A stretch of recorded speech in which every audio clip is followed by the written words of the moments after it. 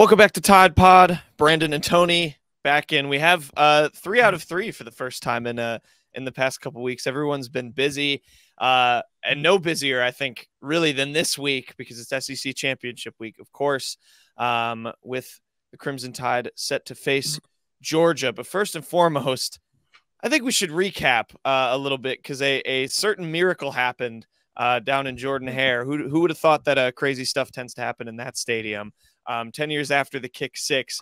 Tony, I'll start with you because I know you were there and on the field for the Milroe Miracle, as I've dubbed it. I'm sad that hasn't caught on, but I mean, Alabama's still alive in the CFP by a miracle 4th and 31 play. There's a lot to dive into there, but what was your impression down on the field? I know you couldn't see from your vantage point. You weren't sure if Isaiah Bond even caught that ball.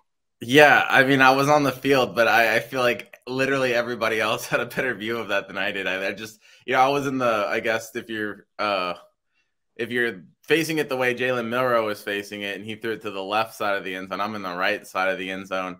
And I looked over and I saw someone's head. I was trying to video it. I was trying to document it for whether or not if it was going to be a play like that, but that certainly didn't work because I just got, I got the throw and then just a whole bunch of heads, but then a whole bunch of, I turned off my camera. I saw a whole bunch of Alabama players and fans celebrating. So I looked up at the scoreboard, the video board, and then I saw what happened. But it was kind of crazy. It's probably one of the biggest plays I've ever covered, and I didn't really get to see it live. But I mean, it was really cool to be there, and it was a wild game. I mean, just there were so many moments on that drive that were crazy. You had the 19-yard run from Milroe, on 3rd down, even getting the ball with the fumble and Jihad Campbell. Then you had the bad snap, which we later found out that was kind of egged on by a clap from Auburn safety. It's just wild. You know what I'm saying? There's so many ups and downs where you thought, oh, Alabama was going to win. They got a 4th and 1, which was a really creative 4th and 1 or 4th and maybe an inch. But they lined up like they were going to run it to Milroe up the middle, and they just tossed it out to Rydell Williams. I thought that was kind of a creative play. It's just there were so many moments in that game, and it's just what I kind of wish. I don't know if it's the best thing for Alabama, but from a just coverage standpoint, if they were all in Jordan-Hare, it would be the most wild game. Because I guarantee you next year is going to be a boring game because it's in Bryant-Denny. I mean, every single time it's in Bryant-Denny. I mean, I guess except for, maybe 2010 and 2014, it's just been so boring. But every time it's in Jordan-Hare, it just seems like there's something exciting that goes on.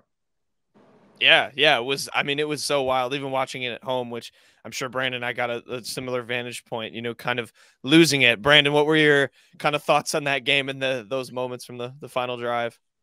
I mean, personally, I'm a little bit tough on Alabama as far as just how they play. So for me, early on when they started kicking field goals, I knew there were going to be some issues later on in the game. I knew things were going to get tight because in a rivalry game, a team that's very upstart, you start kicking field goals. There's hope in that. We've stopped from getting in the end zone. And so early on, I was like, why is Alabama kicking field goals? Especially when they would, really drive the ball into scoring position. Take them while they're down. And so I knew it was kind of only a matter of time until Auburn really got into the fight. I was thoroughly surprised that Alabama let them get into the fight and let it get to the point where it was, where there's a need for a miracle. Honestly, I thought there would be a little bit more urgency, just what lies ahead in Atlanta. But to see a play like that, to see Milroe make a throw like that, and Isaiah Bond to create separation the way he did, late was, one of the best plays I've ever seen. Now Milroe's comments about, winning a Heisman afterwards and put me in there, that was a little bit pump the brakes, but, for the sake of the game itself, it was a huge win. To be fair, Milroe has tried to pump the brakes immediately after that. I think he was asked about that comment right after the game, and he's like, "Look, I got emotional," and then he gets asked about it again and again. It's he's like, "Look, guys, I didn't mean it." I think he has some self-awareness there. Yeah, it's, or I mean, like, I'm sure he'd love the Heisman, but I think it's just something that you like, you're shooting hoops in the backyard and you make a shot over your friend, you say MVP, it's just kind of like the same thing, right? I don't really feel like, that's him making a definitive Heisman statement about himself, I think it's just emotion. Yeah, I mean there are those moments though. I mean, shoot, we had kind of the finalists for some of those awards, and Heisman doesn't come out till Monday, so he can have another Heisman moment in him. Maybe this weekend, the SEC championship game. Obviously, he's got Nix and Penix competing with each other too, but you never know. There's still odds on him. I think it was like plus 10,000 or something when I looked. How many people do you think they'll take to New York? 3 or 4. I mean, like, if he throws for like 400 yards against Georgia and Alabama just creams Georgia, then like you never know. He might go to New York. He still won't win. Right. He might go to New York, but he's gonna have to take a lot to even get to New York at this point. I mean, I don't see it. I do think he's probably setting himself up really nicely when you think about all the people that are going to leave. Mm-hmm. I think he will, be a Heisman favorite to begin next season. I think that's probably really fair to say. Definitely. How many people do you think they'll take to New York? 3 or 4? So you're definitely going to take Daniels and Nix. Maybe Harrison. I think if Penix wins, I think if Penix wins, you take those 3, right? I mean, then Harrison maybe 4. You might, but then Harrison lost. So I think because Ohio State lost, I don't think they take Harrison. Yeah, which is just that harsh. But it's just kind of a shame because he's very good. Yeah, he I just think it's become such a quarterback award. Obviously, Devontae Smith won it for a receiver. I think we're going to start seeing more. We should start seeing more receivers win the Heisman because it's becoming almost the new running back position. Teams are throwing the ball so much now. Wide receivers are so important in today's game. It would just make sense that we'd start. It used to be quarterbacks and running backs. I wouldn't be surprised if it becomes quarterbacks and wide receivers now. I don't know. Yeah. I'm just, especially with shared backfields, and I wouldn't be shocked if it's quarterbacks and wide receivers now. You think it's a weird. You think Gordon gets an invite from Oklahoma State? I don't think so. Oklahoma State's running back. I mean, 20+ touchdowns. They beat Texas. I mean, they're about to get killed by. Oklahoma State is like a really overrated team. It's about to get just killed by Texas. I know he's probably got good numbers, but I'm not buying into the. They beat Oklahoma on a bad call, and then all of a sudden people think that they're good. They're not. They're not, and that's why they're good. That's Oklahoma State. When they're not supposed to be good, they're good. And when they're supposed to be good, they go 8-5 every time. Yeah, it's so weird. Mike Gundy. We'll get into playoff stuff later, but I'm not expecting Oklahoma State to help out Alabama much this weekend. Yeah, we've got a lot to break down with that too. But I mean, a little more on Milroe. I mean, he had 259 yards through the air, 107 on the ground. It was another very, just dynamic performance from him, albeit in a game that, as Brandon put it, I think a lot of Bama fans were not expecting to be as close as it was. But in terms of setting himself up, I think he did well there. I do want to get into, especially with Georgia coming up. I mean, for you guys, what sort of went wrong? Brandon mentioned, Auburn just being able to hold this team to field goals. What kind of was going wrong for this team that held Auburn in this game that can't go wrong against Georgia? Otherwise, obviously, it will be a walloping in Atlanta. The thing I wrote down was penalties. I saw they had 8 penalties for 72 yards. There was, some weird ones in there. Some offensive line miscues. Tony wrote about the whole silent count thing or lack of silent count thing for Alabama, and some snap issues. Like that last snap wasn't the only one that Milroe was caught off guard by. There was a couple. There was only 2, Jack. I actually think that that one, there was 2 snaps, I think, that he was caught off guard in that game. I think that the offensive line did a decent job in that game. I think you got to be commended. I don't agree with the team for doing a silent count, or for not doing a silent count in a loud stadium like Jordan Hare. I think that's just kind of silly. Like, you should be able to do that. I know Alabama struggled with that against Texas A&M, but it just seems silly that you're a college team and you're not able to operate out of a silent count in an environment like that. That being said, Alabama's offensive line didn't have any pre-snap penalties and had that one bad snap in a crazy environment. So, like, as bad as the offensive line has been at times with penalties and stuff in that game, I actually thought, like, given the circumstances, bang up job there. I mean, it's almost a shame that snap happened right at the end, because I think we would be talking about this offensive line and how well they performed in that adverse situation. But now, the snap, and everyone talks about that. But really, like, other than that, and that wasn't the first time Auburn had been clapping either. So that they kind of overcame a lot. Yeah, fair. I think that's a fair point. So what do you think then? Was it stuff Auburn was doing that really just got in the way? Was it I think I'm seeing certainly the environment played a factor, but I mean, what do you guys think? Alabama needs to clean up from last week. Yeah, I mean, they starts with the run defense. You knew Auburn wasn't going to pass the ball. Auburn's got probably the worst passing offense they had the worst passing offense in the SEC. I mean, like, you could argue you start putting them in that Iowa territory in terms of just worst among the Power 5 teams. I mean, Peyton Thorne, to his credit, he did enough to beat an Alabama team. He would have easily been the worst quarterback ever to beat Alabama if he had done that. But he made enough plays with his feet. Auburn, does a really good job of setting things up to get advantages in the running game. Credit to Hugh Freeze for kind of setting up that game plan. But Alabama gave up way too many yards on the ground for the second straight time against Auburn, in a game that they knew Auburn really could only run the ball, and a game that Auburn really only was running the ball, and they still couldn't stop it.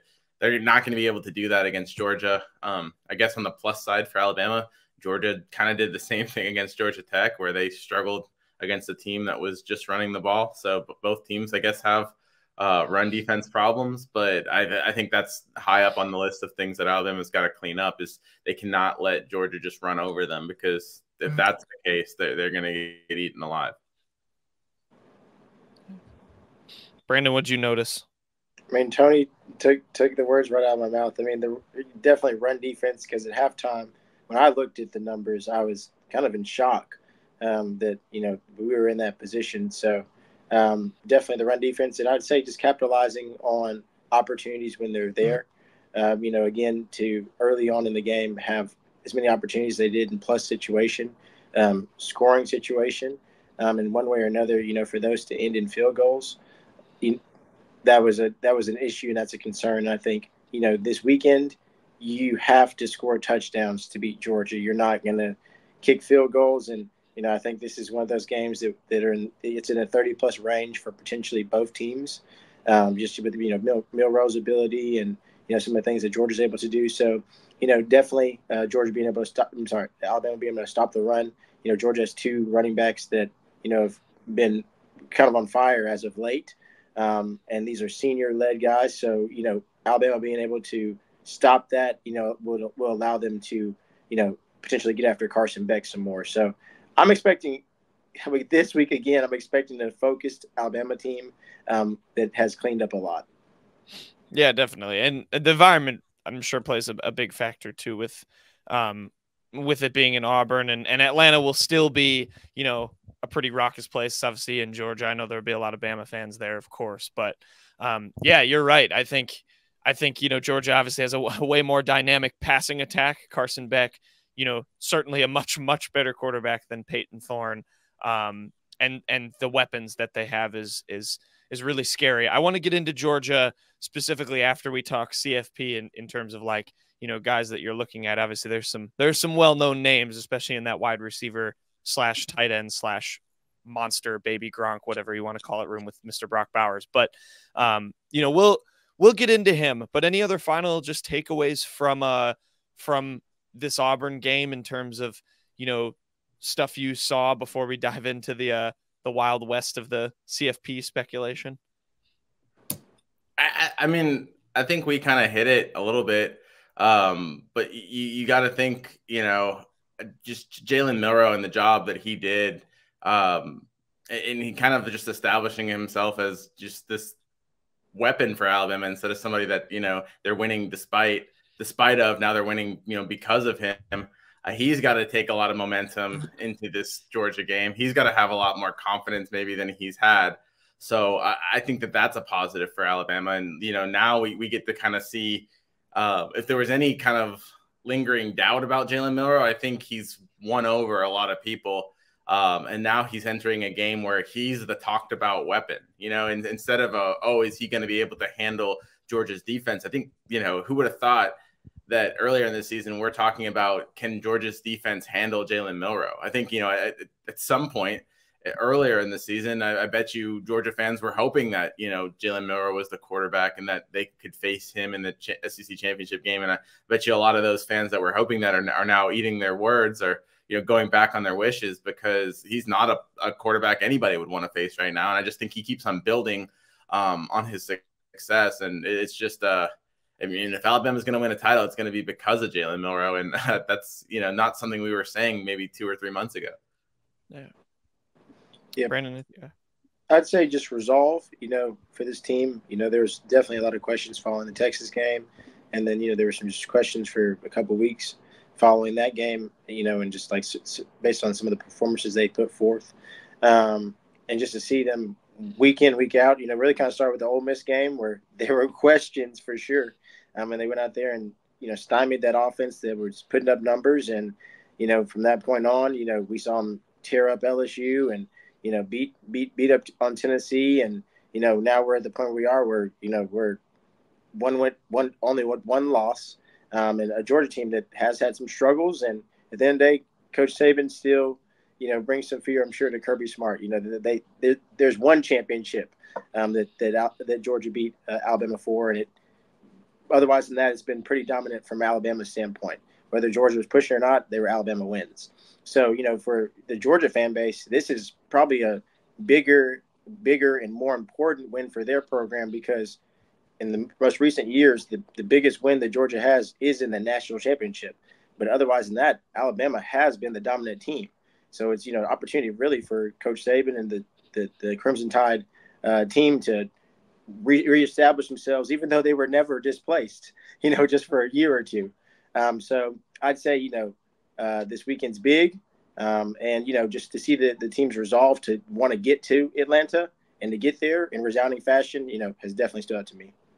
Yeah, for sure. I think Saban's comments like echo that too after these recent games. Like, I don't think it's and this is a long debate that you can have for a while, but you know, this is one of Saban's best coaching jobs in a while. I mean, this team doesn't have the firepower, you know, next level type of talent.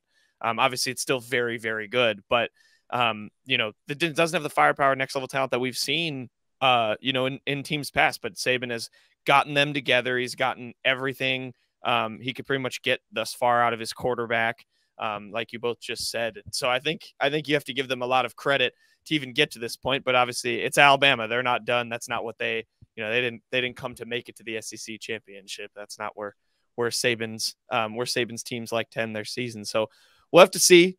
We'll get into Georgia in a second, but I know this is you know, we were having some discussion before we even hopped on and started recording. We got to talk about the CFP. The chaos that we've, you know, been saying is going to happen still kind of, you know, hasn't really happened. We saw Louisville get knocked off by Kentucky in their final game of the regular season, you know, sort of eliminating them from contention. But there's still a lot to happen. I looked at this CBS article, you know, he kind of gave what needs to happen from each team. And all they said for Alabama was the Crimson Tide needs a win. Beating Georgia would take care of them moving up 3 spots. Alabama would go past the Bulldogs, the Pac-12 loser, and Ohio State. A loss by Texas, Florida State, or Michigan would be required to get the Tide into number 4. Tony, I know you don't necessarily fully agree with that in the sense that you think there's a chance Alabama even wins and maybe gets left out with what could happen elsewhere. I know you wrote an article about all of what Alabama fans should watch from these last couple games. But what are we thinking? How are we feeling about their prospects? Alabama needs a win, and then also one of these 3 things to happen. They need Iowa to beat Michigan, which let's just like write that one off right now. They need Oklahoma State to beat Texas or they need Louisville to beat Florida State. If none of those three things happen, I don't think it matters. I think the Pac-12, unless the committee just makes a change of heart, right? The Pac-12 has a team in the playoff. There's nobody passing. Alabama can't pass either one of those two teams because what are they just going to suddenly decide that, Alabama has a better resume than Oregon? I mean, Alabama's had a better resume than Oregon, and they haven't put Alabama ahead of Oregon with that better resume. So are you just saying that the committee is going to take Oregon below Alabama after Oregon won back-to-back top 15 games and then beat the number 3 team in the nation? I just that's a weird time to drop Oregon below Alabama. I mean, if you're going to do it, you do it before. Also, the committee's done some silly things like keep Oregon ahead of Ohio State, Texas, and Alabama when why? What have they done to, to deserve that? So I just kind of think that, they're definitely going to take Washington if Washington's undefeated, and then they're going to take Oregon if Oregon beats Washington. So write that one in. Iowa has 0 shot of beating Michigan. So that's another one. So there's 2 teams in right there. Then you've got, I don't think, listen to the committee on Tuesday night. It just doesn't seem like there's a world where they'll pass Alabama over Texas. And I kind of get that, you've got the head-to-head, the 10-point win in Bryant-Denny. So if Texas wins, that's a 3rd spot. And, I think it would come down maybe towards Florida State and Alabama. But and I know Florida State's not the same team with Jordan Travis, but, I think Greg McElroy said it best on the CFP show. This has never been about taking the 4 best teams. They've maybe say that, and they maybe but the committee's always wanted to take the 4 teams that deserve it the most. And I think, Florida State will get, boat raced by almost any team that they play in the college football playoff. But if they beat, Louisville, I think they're going to make it over Alabama, So I think that it will probably end up, let's just say that Oregon wins, Michigan wins, Texas wins. I personally think it's going to be probably, Michigan, Oregon, Texas, Florida State. That's kind of I think the playoff is if those all win. Now Alabama definitely has a path. Let's say if Louisville wins, I think Alabama probably takes that that number 4 spot and it'll play Michigan, or maybe they even bump them up to number 3. But I think in terms of getting in, it's going to be really tough without an upset. Brandon, you have the podium. Thanks. I guess I'll keep mine short and sweet because Tony definitely added all the nuggets. I see opportunity because, one, I do have some belief in Oklahoma State, crazy enough. I think there's an opportunity there. Just being close to the situation of Texas and their familiarity with Oklahoma State, it's always a game. And then, just you take into account that Oklahoma State was in the Big 12 championship just a couple of years ago and fell short to Baylor. And Texas really just hasn't really blown any teams away, even in the recent weeks. Every game's been pretty close. Oklahoma State did have the fluke against UCF. They did have the fluke against South Alabama early in the year as far as blowouts. But I think they're done with their blowouts. And I think Ollie Gordon is a better back than what people think, especially against a Texas defense that is tough. But I think, if you go look at Ollie's numbers, anytime he gets the ball over 20 times, it's pretty much a win for Oklahoma State. And then he runs for, 150 plus yards. So if they stick to that game plan, manage the ball, get a couple early turnovers, I don't really have that much faith in Quinn Ewers. I think he has one of the best receiving corps in the country. I do believe in that, with Whittington, Mitchell, Worthy, but even the big tight end. But I think Texas is due to fall flat a little bit. And I had them actually going into the year at a minimum of 10 wins, maximum 12 wins. They were at 12-win mark, so it'd be either college football playoff loss or here. And I think, going into the SEC, probably as a hater a little bit too, I think they fall short of, the Big 12 championship exit and also qualifying for the college football playoff. As far as Pac-12 is concerned, I think, to Tony's point, I think Oregon is just from a talent standpoint, I still kind of favor Oregon. I like the Bo Nix situation. I think they're going to have opportunity to shake some things up if they get in the playoff. Like he's done a good job proving himself, just like staying the course, staying in school. You know, he's older than most and has more experience than most, but you can't knock the guy for having opportunities. And, you know, although Penix has been outstanding, you know, Oregon, I think, you know, they have to return the favor this weekend, and I think they do. So I think that sticks. I do have no faith in Iowa versus Michigan, so I don't even think that's worth having any conversation about. But if they do it, I think all of us on this podcast next week will be quite happy, and everybody who's watching the game will be quite surprised. If Iowa beats Michigan, just put them in the playoff, right? I mean, yeah. Might as well. Yeah. First 2-loss team, and it's a team that can't score points. Perfect for ratings. Ever. Yeah. Yeah, and then Florida State, I think, although they escaped last week in Florida, I have some questions about Florida's coaching staff at this point. And, like, I know they're saved by this recruiting class, but that was a little bit of a choke job last week. And just really, you just don't go backwards as a coaching staff. You're supposed to go forward in year two. So there has to be some questions there. And I think that Louisville is just a better coach team. And although they may not have as quote-unquote much talent as Florida has, they have more coached-up talent, and they have some guys who can go. And so I think that they can give Florida State a run for their money. I don't think Florida State's out of the weeds yet. So that's another one that I have watching. That's I have as a loss. And then the Georgia-Alabama game. You know, have we done predictions for that yet? We haven't. We haven't. We'll get to that. So I think so. You guys, you know, in terms of simplifying this as best as we can, which again, the national narrative, and I think everyone's narrative is if Alabama beats Georgia, the committee is going to have a hell of a time in that room down in Texas figuring all that out. But, you know, I think to simplify it, you know, we're looking for Alabama's biggest helper, right? And I think from the vibe I'm getting, you both seem to think that it's Louisville, unless, Brandon, you're more confident in Oklahoma State knocking off Texas than you are Louisville beating FSU. I'm confident in the Oklahoma State thing. Just because Tony's not confident doesn't mean I'm not. I can't see it either. That team lost to South Alabama. That team's not good. Yeah, they're not. That was 9 weeks ago. They're a different team. I may be also biased against Ollie Gordon because I don't want him to win the Doak Walker Award, but that's again. What was the UCF? What was the USF score with Alabama again? If we're bringing back like 9 weeks ago, they won that game though. Oklahoma State lost. Score against Oklahoma State. That's fair. That was 3 weeks ago. It's Oklahoma State. Did you say 3 weeks ago? Oklahoma State will surprise you. You'll turn on the television. You'll turn on the television on Saturday, and you're going to be like, "Why is Oklahoma State up 24-7?" And it's going to be like, oh my you're gosh, going to go back and look at the bloopers, and it's going to be like wow. weird stuff. Like, Gundy ball. Brandon's we're filming this at 9:42 Central Time, and apparently Brandon's already drunk.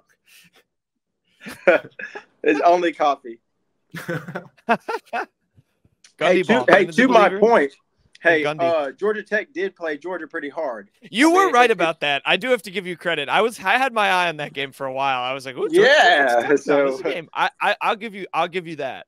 The only thing I'll give you about Oklahoma State, if you just want to go into like conspiracy city here, Big 12 probably would rather. I don't know. Like, does the Big 12 want Oklahoma State to win that game because like Texas is leaving? Yes, they do. Maybe. Yes, they do. So, they do. Yeah, in that case, I mean, like, I think that they got totally, you know, the pass interference call against Oklahoma, like, that was crazy. That was bad. Like, I don't, you know, if you want to believe in conspiracy theories, believe in them. And then you've got, you know, could you get another one of those against Texas? I just don't think it's going to be that close. But if it's close, I mean, who knows? I mean, maybe you get a little. My only question is why so much confidence in them? They really haven't blown anybody. They beat Texas Tech, but Texas Tech is, I mean, at this point, like every other game has been pretty tight.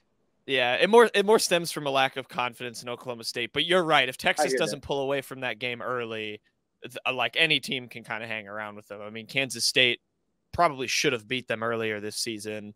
Where they had that missed 2-point conversion late, but sure did. You know who Oklahoma State couldn't hang with? South Alabama or Central Florida. Yeah, that was terrible. That was a bad one. Yeah, let's not forget that they lost 45-3. Hey, if the wrong Gundy team shows up, somehow they're in the Big 12 championship. You just have to win on Saturday. That's it. If this was Oklahoma against Texas, I would say maybe. Maybe. I'd have less faith in them actually. Wow. These are some wild takes here. I don't. Oklahoma State, look at the history of the rivalry. It's dicey every year.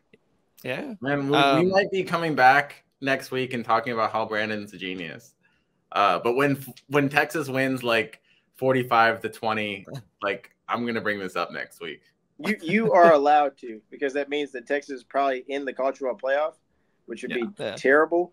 But I mean, we're slowly learning. Brandon's slowly revealing why he really wants Oklahoma State. Yeah, if you look at I can pull up the numbers. The history of the rivalry is actually, I think, in Oklahoma State's favor recently. They may even lead it like 5-3 in the last 8 matchups. And that's a guess. Brandon spent 4 years in Stillwater. You said what? Said you would have thought Brandon spent 4 years in Stillwater with what he's saying. Brandon's actually in Texas right now. No, I'm in Bama. Oh no, yeah. Sorry, Brandon's actually from Texas. Is what I meant to say. Yeah, no, you're. So there's no bias. There's no bias. This is just all. There's no bias. It's gonna play out. I mean, that's the best part of this is every score starts 0-0. Bring it back, but that will be as close as Oklahoma State is in this game. I almost agree. I think it's less likely Oklahoma State wins, but I will agree with Brandon in that I do think for where Alabama needs to finish, I do actually think Oklahoma State is its biggest helper, because in my opinion, and I we can disagree on this. That's what this is all about. I think an undefeated Florida State and a 1-loss Alabama SEC champ, I'll disagree with Tony here. I think there's a chance that the committee takes a look at that and puts Bama in over that undefeated Florida State team. I really do. Nah, with Jordan Travis, it goes against everything that they talk about. It goes against then really none of the games matter. The games matter. If you can go undefeated and win a conference and win a Power 5 conference, you got to be in. Just is that just I agree.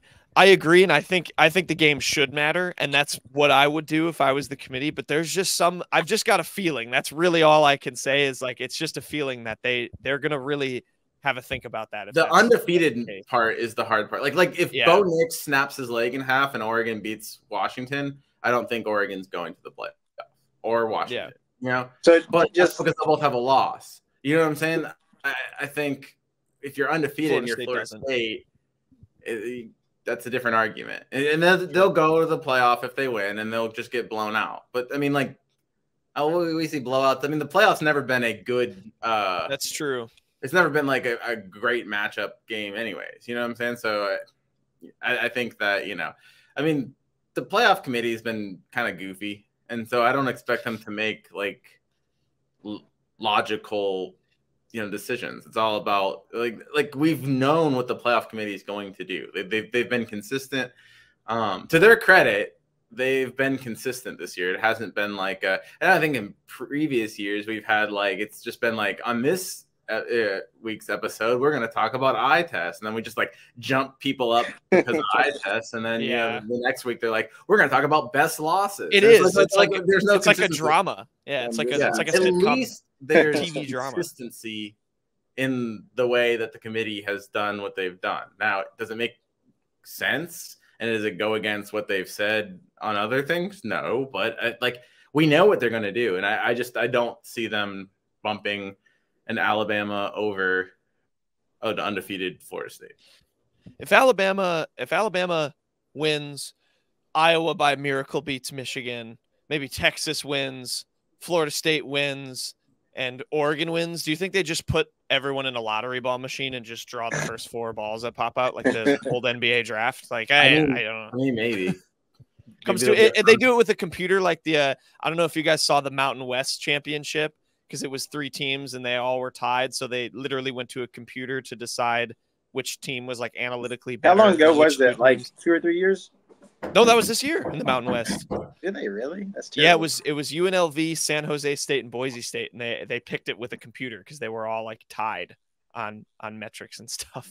So I don't know, kind of what. Brandon, what are your numbers? I know I saw you typing away. Yeah, I had to. I'll let you get your word in. Why is Oklahoma State going to beat Texas? Well, it's not why they will. I'm just giving you facts and figures, just so you know. It's just okay. Like anything else. So since 2010, Oklahoma State has 1, 2, 3, 4, 5, 6, 7, 9 wins out of.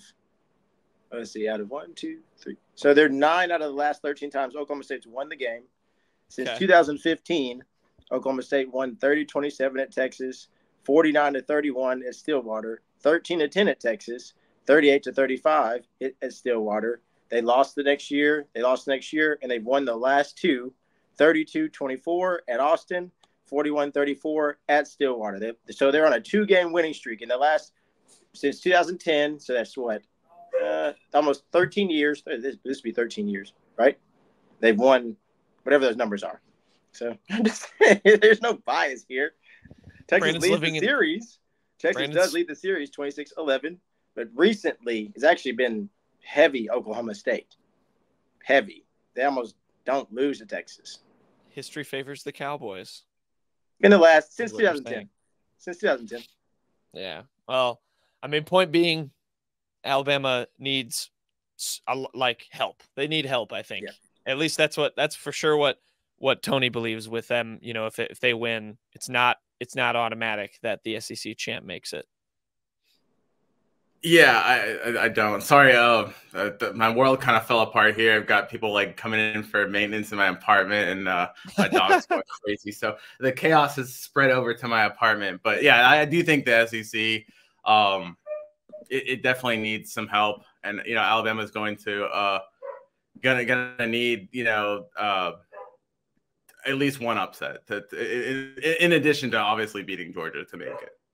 Are we excited for the 12 teams now because of this predicament?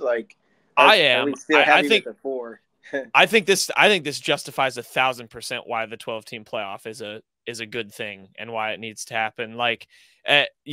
I don't like when people say that, there's just going to be blowouts in those early round games. There's already blowouts. Like the playoff, the average margin of victory in the playoff is like 24 points. So I don't think that's a good argument. I love that there's going to be games played at teams' home stadiums. I think with college football environments, that's going to be fantastic. And the way I see it, if you create the opportunity for upsets are going to happen. And there's going to be some just wild stuff. So I love it. Well, I think to summarize all of this up, I mean, none of any of what we're saying, Brandon's history of Oklahoma State, Texas, the possibility of Iowa with a miracle upset, Louisville winning, none of it matters, obviously, if Alabama doesn't beat Georgia. So I guess before we dive into, what we're expecting from that game, and the things to watch, any final words on the chaos of the CFP other than Iowa should be in the playoff if they beat Michigan? But I said this enough. And if it gets down to it and you're watching this, don't watch the Iowa game. Literally do anything else. Like Alabama fans, it is going to hurt enough not making the playoff. You don't need to put yourself through Iowa football before that. So just go get an early rest. If it comes down to that, just get an early rest, go to church in the morning, pray. Maybe the committee changes its mind, but just don't put yourself through Iowa football. That's the last thing you need to do in that situation. So I just cannot reiterate that enough. Brandon, anything from you? I just pray that you go Cowboys. Just put that on YouTube. Put that clip, put that short that he just said. Yeah. That has to go out because that would go viral, and Alabama fans would understand why. Actually, everyone would understand why after the game. Yeah, I think Iowa fans would tell you not to watch Iowa football. They're like, "Hey, look, we have to do this because it's it's the rules." But yeah, I can speak firsthand. I grew up a Big Ten fan. I've watched Iowa football for years. I watched a full game of Iowa this year, and it was every bit was terrible. I mean, they won, and it doesn't feel like they win.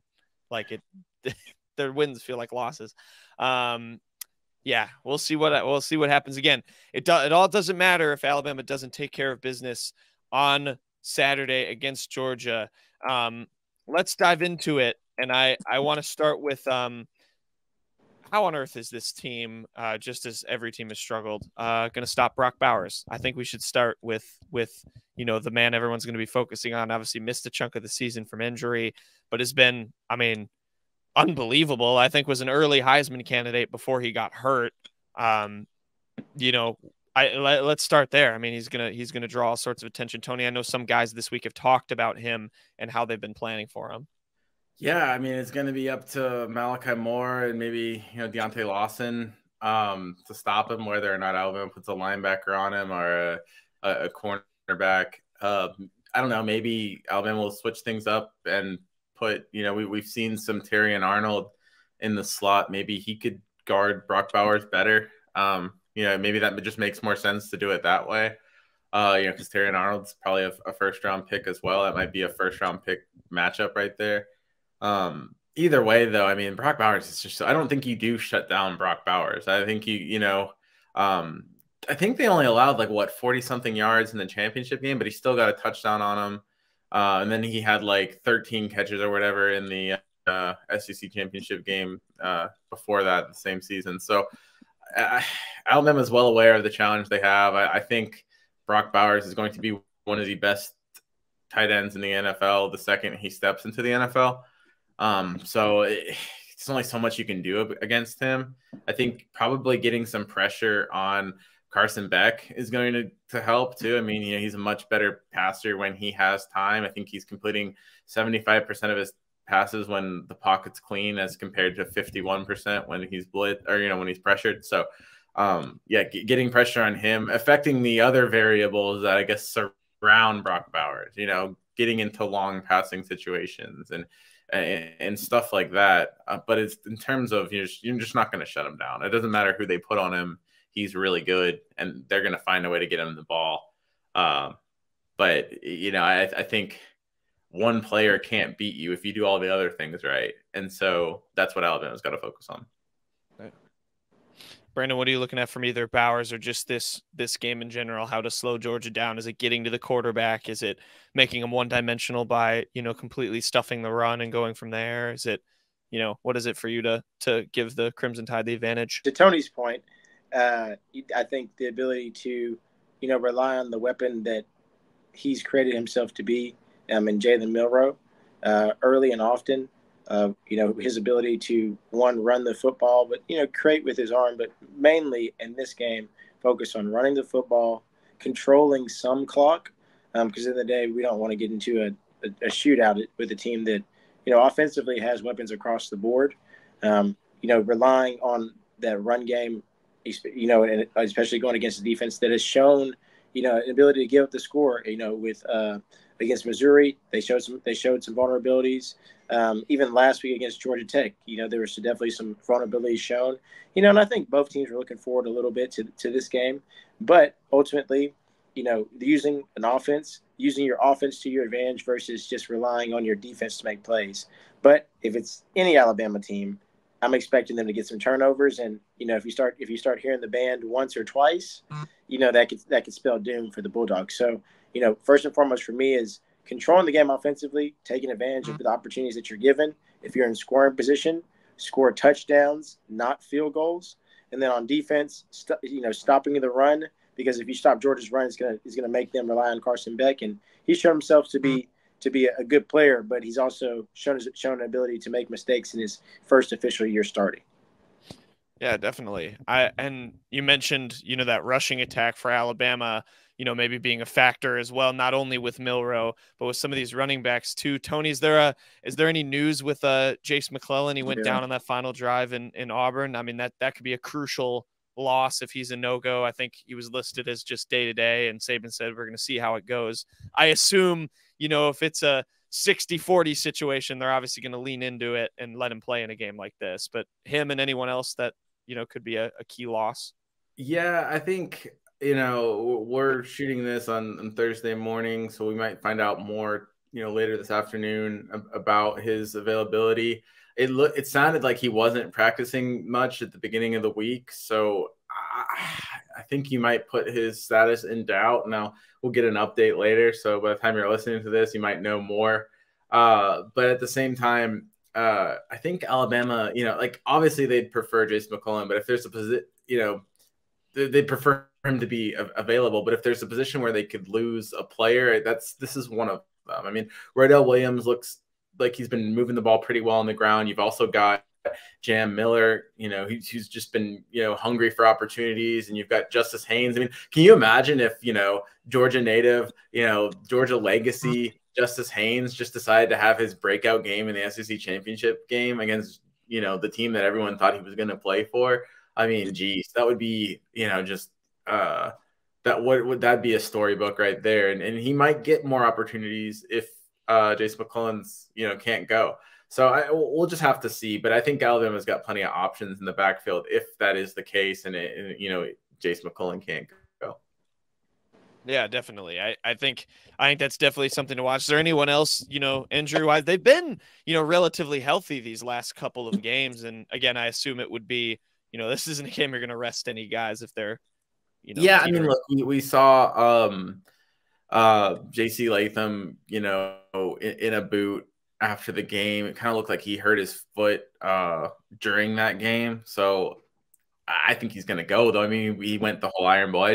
Earlier in that game, if you watch the Iron Bowl, I forget when it was. Maybe it was right about before halftime. You could really see him kind of wincing on a play, but he played through it. And I think, everyone's kind of banged up. I bet you there's a bunch of players on both teams, at this point, you don't even know about on both teams. You always find out after the season, like this guy was playing through a shoulder. This guy was playing with, a thigh contusion for like 3 weeks. It's just,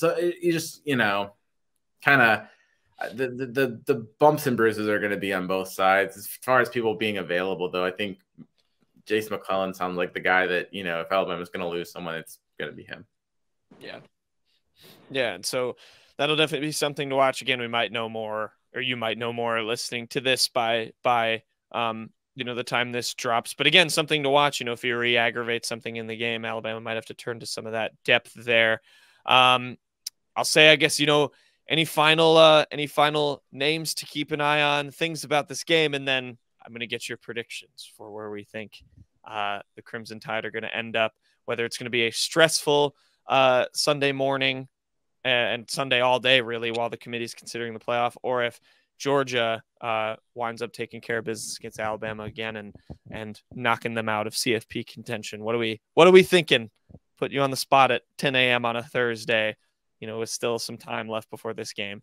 Brandon, you go first, because I gotta I want to be consistent, and I made my prediction and I already forgot it. So I'm gonna stick to my prediction, but I'm gonna go find it first. So Brandon, you gotta pull it up. Yeah. Two different spikers, both heavily recruited by Georgia, Caleb Downs and Dallas Turner. If Dallas Turner is able to get pressure along with the defensive line, I think that spells trouble. And Caleb Downs has just been phenomenal all year. He's really lived up to the hype. So, kudos to him for that. As far as the score is concerned, it's a very tough situation. Because I feel like I'm just going to end up being wrong just because of who I'm actually picking. But I'm not going to bet against them for today for the sake of the show. And I'm going to go Alabama 33, Georgia 30. Hey. At the Tide, Tony. Ultimate confidence in Oklahoma State, but when it comes to Alabama, whoa. I looked it up. I've got Alabama 30, Georgia 24. That's about what I thought I had, but I just wanted to make sure that I was consistent with that. I think it's going to be a close game. When you get these long winning streaks like Georgia has, it's just tough to keep that up. I mean, and Alabama is the toughest team Georgia's faced in a while now. They've had other tough tests, like Missouri gave them a battle. They handled Ole Miss really well. But I think Alabama's got that ability to punch Georgia in the mouth. And I don't think that Georgia's been punched in the mouth a lot lately. So how will they respond? I mean, what happens if Alabama goes up 14-0 in the first quarter. I mean, just 2 good drives, get a stop, whatever it is. Is Georgia going to be able to respond, or is Georgia going to get a little bit shell shock? You know what I'm saying? And we've seen Georgia struggle against mobile quarterbacks this year. Is Jalen Milroe, can Tommy Rees think of a game plan to really exploit that with Jalen Milroe? Alabama's got some pieces to do that. So yeah, I do think Alabama wins. I'm not going to pick a blowout or anything, but I'll go with my 30-24. Yeah, I think I'm going to make it a clean sweep. I've had the feeling that Alabama is gonna win this game. Obviously, the Auburn game didn't do a lot for my confidence, but it just feels like the way this team has been coached, the trajectory they've been on over the last few weeks, it's a completely different team than the one that lost to Texas, early on in the season. I just have a feeling they're going to shake things up for the committee. They're going to make their lives difficult on Sunday. And I think Saban is going to have his guys ready, like Brandon said. You're going into a more neutral environment than you were in Jordan-Hare last week. I think there'll be kind of less voodoo to the game. You have everything right in front of you. I'm going to go 30-27 Bama. Very similar scores, but I think we're all on the right track, in terms of how it'll shake up whether or not the Crimson Tide wins. So we have a clean sweep. You can call it Tide Illustrated bias if you want, but then again, most of our viewers are probably also picking Bama. So I don't think people will be very disappointed.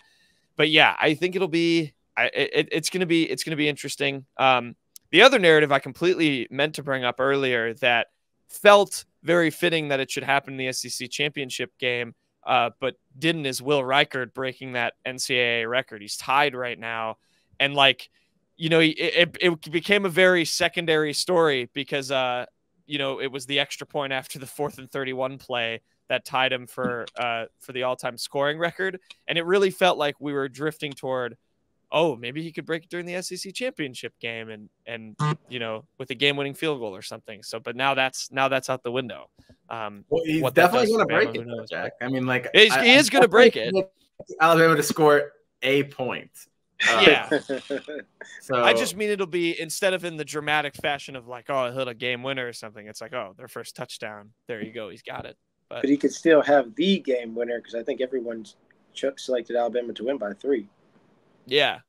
Jack so that could put it 3-0 Alabama win. Spoiler.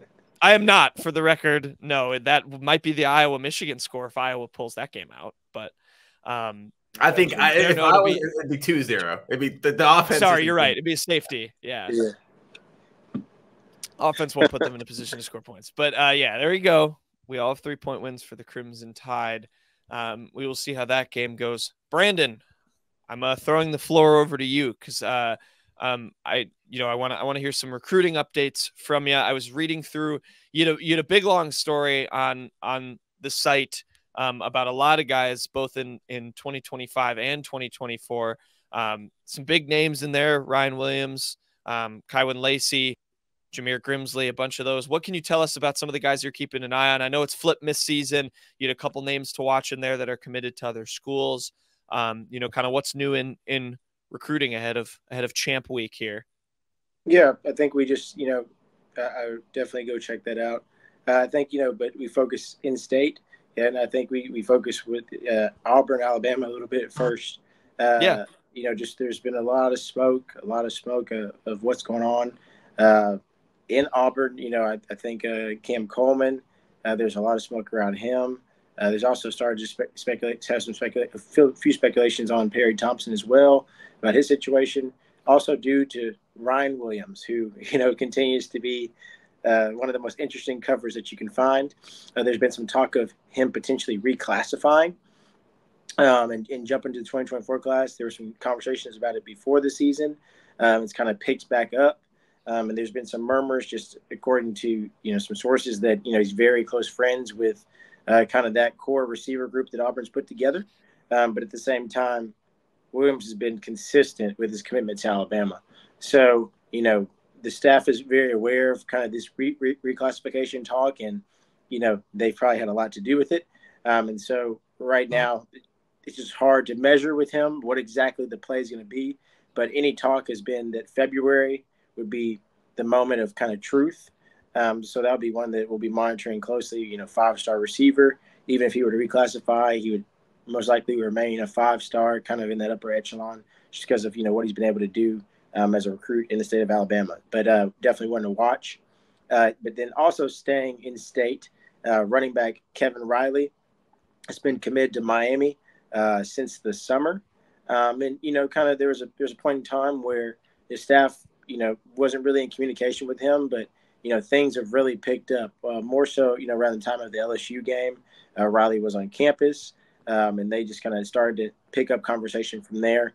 Alabama has yet to pick up a running back commit in the class, and with Daniel Hill continuing to have conversations with South Carolina and most in particular, and even Tennessee, you have to turn your attention to at least recruit other guys.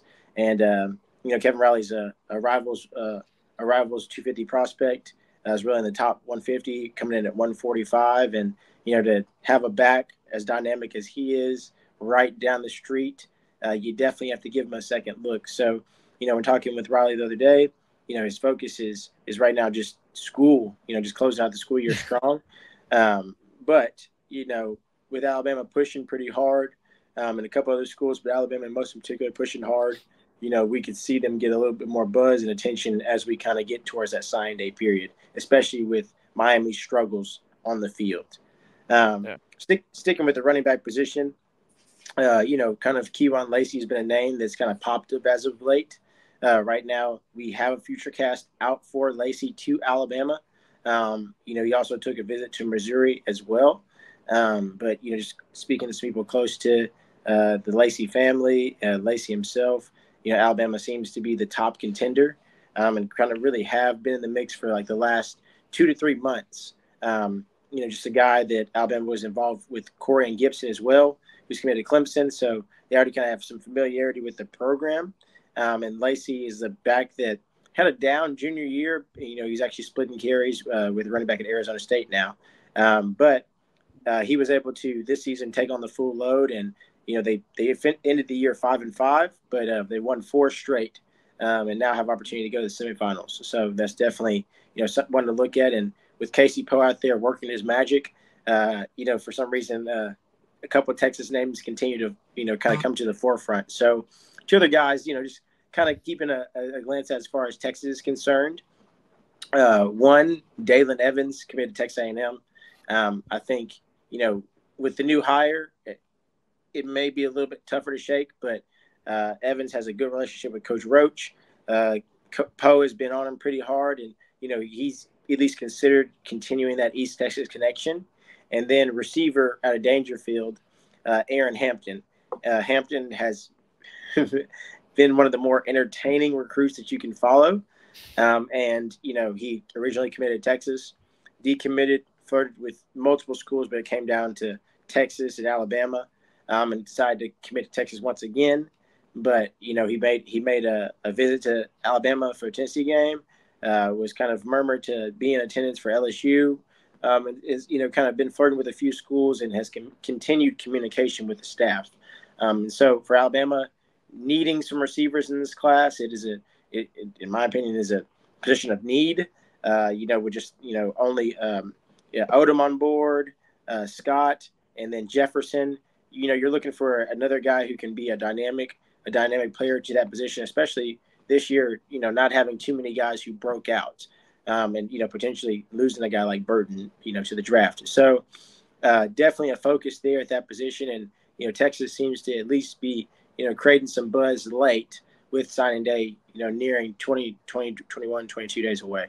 Another name, Jordan Seaton, definitely the top offensive line prospect on the board. He's kind of like in official visit mode, but it seems like a lot of his visits, it's not too sure, what the validity of them are. I think at the end of the day, we'll see Alabama, narrow themselves into a top 3 position when it's all said and done. With him, as late as November dropping a top 7. You understand that not every team is necessarily in the mix. Yeah. Although he's coveting that attention, not every school is necessarily in the mix. So, Alabama would like to add another offensive lineman to the class, especially Seaton being the number one player at his position, and a guy that they've been high on and have had on campus multiple times. So, at this point in time, Seaton continues to remain that number one target, and we'll probably see Alabama make a very strong push in home late as well. And then just a couple of names that, have flirted around a little bit. Jaden Baugh committed to Arkansas. He's an athlete prospect, really probably more on the running back side. With him, Arkansas keeping Pittman may allow him to kind of retain that commitment. But, if we see the staff getting home, we have to pay attention to that. And three names that I think, Alabama, can really push for and get if they want. That's Solomon Williams out of Florida, Carrollwood Day, defensive end, kind of outside linebacker prospect. He's been high on Alabama for some time. He visited for the LSU game. But he's allowing the process to play out because I think Alabama still has some other guys they're looking at the position as well. Another guy, Steve Mabu, out of Canada, of all places. So It seems like this year Alabama's trying to go international. But right now it looks like Alabama's kind of the behind the scenes leader for him. He's been very quiet about recruitment, does no interviews, but has some Alabama connections and even reclassified. He was originally in the 2025 class, but transitioned to a 2024 class. So, there's been some speculation that Alabama had some say-so in that. And then Jay Sean Ross out of Missouri, official visited for the LSU game, and ultimately is a pass rusher as well. It looks like Alabama wants to add some more pass rush guys because the defense is going to see some change. But was really really high on Alabama following his visit, especially in the 2024 class. But it's now a matter of who's going to shuffle into those spots with really looking to add 3 to 4 more 2024 prospects. Yeah. I want to know how many players Alabama's ever had from Canada. That's worth looking into. I don't know. I don't know if anyone could have that stat. It might be none. It could be none. But yeah, cool. They're going down to international waters, like you said. Yeah, I mean, a lot to follow. I think that wide receiver reclassification is really interesting. I know you said in your article it's good for Auburn because he's friends with those guys if he does reclassify. Is that something Alabama wants to, or would they prefer him to stay as a 2025 guy? I think based on kind of where the class sits right now, it would be a benefit for Alabama to get him on campus because immediately he's a kind of in the at least a punt returning option. Sure. And I think with a guy like Williams, they find a way to get him on the field yesterday. Like they get him out there, and it just looks good for the state as far as recruiting is concerned to win that recruiting battle. And if you have to reclassify him early, you do it early. And sure. Early talks where it was just outright Alabama for the reclassification, like they had all the say, it was kind of them moving the needle. But as of recent, Auburn's kind of come into the equation as far as really being involved with the reclassification talks. But from sounds of it, he just wanted to go through, win another state title, kind of keep it on the quiet, and then kind of let it happen at the end. So I think it was always in his plans. But with Williams, we have to see it come to fruition with some of these kids. You have to see it come to fruition. That's the vibe I'm getting. You just gotta play the waiting game, just like we all do with the playoff. See how everything plays out with all these other games. Yeah, I mean that'll just about wrap it up. I think for us for another week. It's gonna be interesting. Folks. Tony will be in town, or in Atlanta for the game. So everyone obviously follow along. Tony, did you say it's one of your favorite venues to go to? It's a nice stadium. I like Mercedes-Benz. Yeah, I'd put that up to the top. Obviously with the pro stadiums, the view of the press box is not as great as you don't get the midfield. But I just like that venue. I obviously had some crazy, really good game, or probably the most memorable game of my sports writing career over there in the Tuig to Smitty throw. So it's just, but also we've had the Jalen coming back from Tua. Both of those happened against Georgia, but there's been some kind of really interesting games there that I've covered. So yeah, between that and it's just a really nice stadium. It's one of my favorites, sure. Yeah. So we're looking for some maybe more Mercedes-Benz magic for the Crimson Tide. Headline. You're welcome. But yeah, we'll see how it all plays out. We'll see how Brandon's Cowboys do, if they can give Alabama some help as well. But with that, we'll wrap up Tide Pod for another week. We'll be back next week, and we'll know what fate lies Alabama for the postseason. But until then, everyone enjoy the game, and we will see y'all next week.